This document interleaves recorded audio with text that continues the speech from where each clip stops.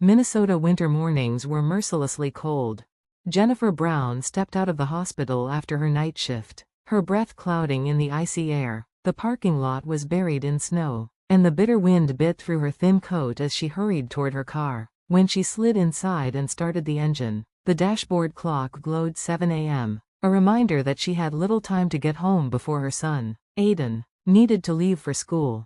Her life was a constant race against the clock. For 12 years she had lived this way, balancing exhausting shifts at St. Mary's Hospital with the demands of raising her son alone. She often told herself she was managing fine, but on mornings like this, with sleep weighing down her eyelids and the weight of responsibility heavy on her shoulders, she sometimes wondered how much longer she could keep it up.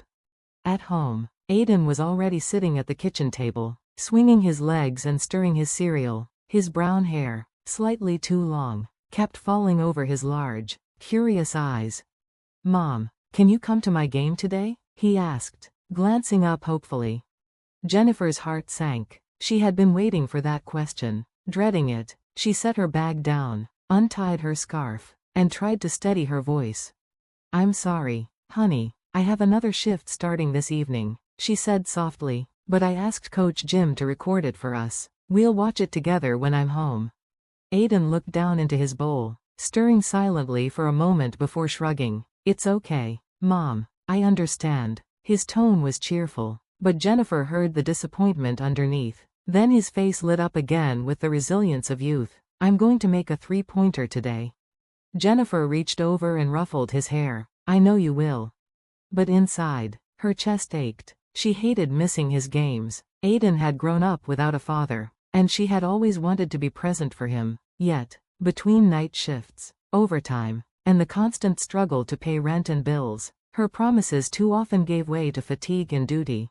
When Aiden was born, his father, Daniel, had disappeared almost overnight. Jennifer still remembered his words, "I'm not ready for a family." Those words had cut deeper than any winter wind. For 12 years she had faced life alone, carrying both love and responsibility. The shrill ring of her phone broke her thoughts. Jennifer sighed when she saw the caller ID. "Mom." "Good morning, Mom." "Jennifer, you didn't answer your phone yesterday," Martha said, her tone sharp with reproach. "I was working the night shift," Jennifer replied patiently. "I need to talk about Brittany's wedding," Martha continued, brushing aside the excuse. "The invitations have gone out. You and Aiden are coming, of course?" "Yes, of course," Jennifer said, leaning against the counter. "This is your sister's once-in-a-lifetime day," Martha pressed, her voice brimming with pride. "Her marriage to Robert Carter is big news in Willowbrook. He's a well-known architect. Everyone will be there. Finally, Brittany will have a family worth being proud of." Jennifer's lips tightened. Her mother's words stung, though they were nothing new. To Martha, appearances were everything. She had built her upscale clothing shop into a local landmark, and she wore her elegance like armor. In contrast, Jennifer, exhausted, single, a nurse who often smelled of disinfectant after long shifts, was always a disappointment. "I'll be there, Mom. I just need to check my schedule." "And Aiden must wear something proper," Martha said briskly. "Brittany's new in-laws are very refined people. I don't want him running around in sneakers." Jennifer bit her lip. In her mother's eyes, Aiden, the boy with no father, was always a blemish on the family's perfect picture.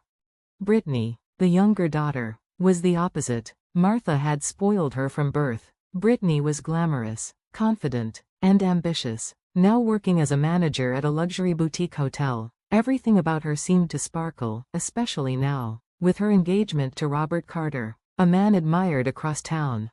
"One more thing," Martha continued. "There's a wedding preparation meeting this Thursday. You should come too." "I can't, Mom. I'm working, and there's also a parent-teacher conference for Aiden." "Always an excuse," Martha said with heavy disappointment. "Brittany asked you to be her bridesmaid, and you can't even make time. Do you know how hurt she is?" Jennifer swallowed back her frustration. Brittany had never once asked her to be a bridesmaid. Jennifer knew her younger sister had already chosen her stylish friends from high school, but arguing with her mother was pointless. "All right, I'll see if I can change my shift," she said quietly. After hanging up, Jennifer stood still, staring at the floor. For 3 months, since Brittany's engagement was announced, every conversation had circled around the wedding. Every call, every family gathering, every meal, they all revolved around Brittany's perfect day. "Mom, are you okay?" Aiden asked from the table, his voice small but full of concern. Jennifer forced a smile. "I'm fine. Grandma is just excited about your aunt's wedding." "I'm excited too," Aiden said brightly. "Aunt Brittany promised there'll be a huge chocolate fountain." His eyes sparkled with innocent joy. "I can't wait to try it." Jennifer's heart softened. Despite everything, her son never carried bitterness. His happiness was so simple, so pure, and it gave her strength. "It's time for school. Grab your coat," she said, gently pushing him toward the door. When Aiden left the room, Jennifer checked her phone again. A new message from Brittany lit up the screen. "I'm working on the seating chart. Can Aiden behave himself, or should I seat him toward the back?" Jennifer stared at the message, her stomach tightening. She set the phone down and pressed a hand against her forehead. The weeks leading up to the wedding were going to be very, very long. The dinner service had concluded. Champagne glasses sparkled across the grand hall, and the clinking of cutlery gave way to laughter as toasts and speeches filled the air. Dessert plates were carried away by waiters in crisp uniforms, leaving behind the faint aroma of chocolate and coffee. The atmosphere was warm and expectant, the kind of moment that seemed to capture the promise of a new marriage. The master of ceremonies stepped forward again, adjusting his bow tie with exaggerated flair. His voice boomed through the microphone. "Ladies and gentlemen, are you enjoying this wonderful evening?" Applause and polite cheers rippled through the hall. "Now, before the cake cutting," the MC continued, "the bride and groom have prepared a special entertainment." Jennifer smiled faintly and reached for her wine glass. Probably a musical number from Robert's Friends, she thought. Weddings often included such surprises. She took a sip, letting the sweetness linger on her tongue, and glanced toward Aiden, who was trying to balance his spoon on his nose. For a brief moment, she felt at ease. Then the MC raised a card and read aloud, his tone suddenly mischievous. "We have a special guest to introduce tonight." The audience leaned forward curiously. Jennifer tilted her head, waiting. "Here is Aiden Brown," the MC announced. "A boy with an unknown father. Please come to the stage." The words dropped into the room like a stone into still water. Jennifer's hand froze midair, and her wine glass slipped, crashing against the tablecloth and spilling a dark red stain across the white linen. For a moment, the hall was utterly silent. Then came scattered, uneasy laughter. Some guests exchanged confused glances. Others shifted uncomfortably in their seats.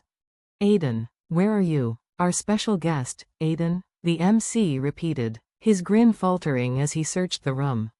At their table, Aiden's face turned scarlet. Tears welled in his wide brown eyes. His small shoulders trembled as he shrank into his seat. Jennifer's heart hammered against her ribs. Heat rushed to her face, anger surging through her veins. She turned her head, almost instinctively, toward the main table. There sat Brittany, clapping her hands lightly, her smile gleaming with satisfaction. Beside her, Martha lifted her wine glass and murmured to the woman next to her, "Humor is so important, isn't it? What a lovely idea," adding laughter to the ceremony. Jennifer's hands shook as she pushed her chair back and rose to her feet. Her voice, however, came out steadier than she expected. "Aiden," she said softly, "let's go home." But Mom," Aiden's voice broke. His lips trembled as he tried to swallow his tears. "No, please wait." A new voice cut through the hall, strong, commanding, impossible to ignore. Robert Carter, the groom himself, was standing, his tall frame casting a shadow across the table. He held the microphone in one hand, his face serious.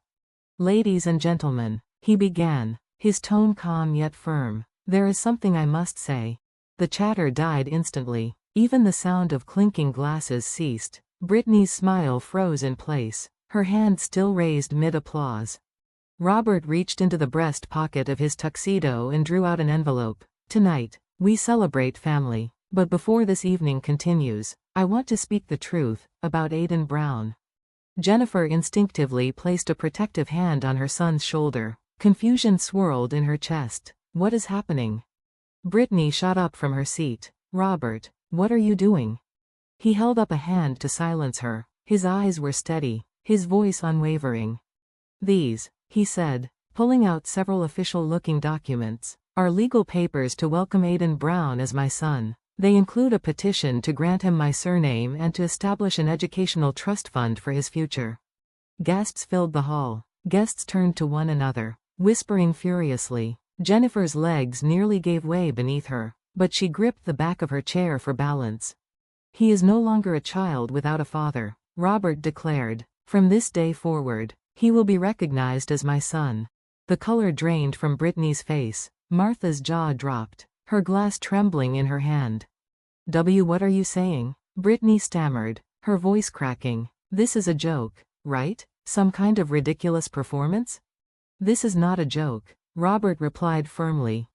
He left the main table, each step deliberate, and walked toward Jennifer and Aiden's table. Guests shifted in their chairs to watch. The hall seemed to hold its breath. When he reached them, Robert bent down on one knee in front of Aiden. His voice softened, his expression gentle.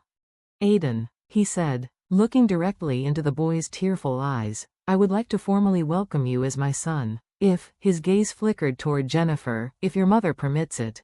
Jennifer's mind spun. She had barely exchanged a handful of words with Robert in the past. She knew him only as her sister's fiancé, the man who was supposed to become her brother-in-law, and now, in front of the entire town, he was asking to take her son as his own. Her throat tightened. Why would you do this?" she whispered. Robert rose to his feet and faced the crowd again. His voice rang clear. "Because I know what it feels like. I, too, grew up without a father." The entire room stilled. Not a glass, not a fork moved. "When I was 12, Robert continued, "I was raised by my mother alone. We were poor. People mocked us. At a Christmas party, I was introduced, just like Aiden tonight, as the boy without a father. The shame of that moment stayed with me my whole life." Jennifer felt her chest tighten. Around her, guests lowered their heads, some already wiping their eyes. "When I met Aiden," Robert said, his voice trembling slightly, "I saw myself. I knew I had a choice, to stand by and watch history repeat itself, or to give him what I never had. Blood doesn't define family. Love and choice do." A murmur of agreement swept through the hall. Some guests began to clap softly. Robert held up the documents for all to see. "These papers are real. This is not for show. Tonight, I pledge to give Aiden Brown legal protection, security, and pride. From this moment on, no one will ever call him fatherless again."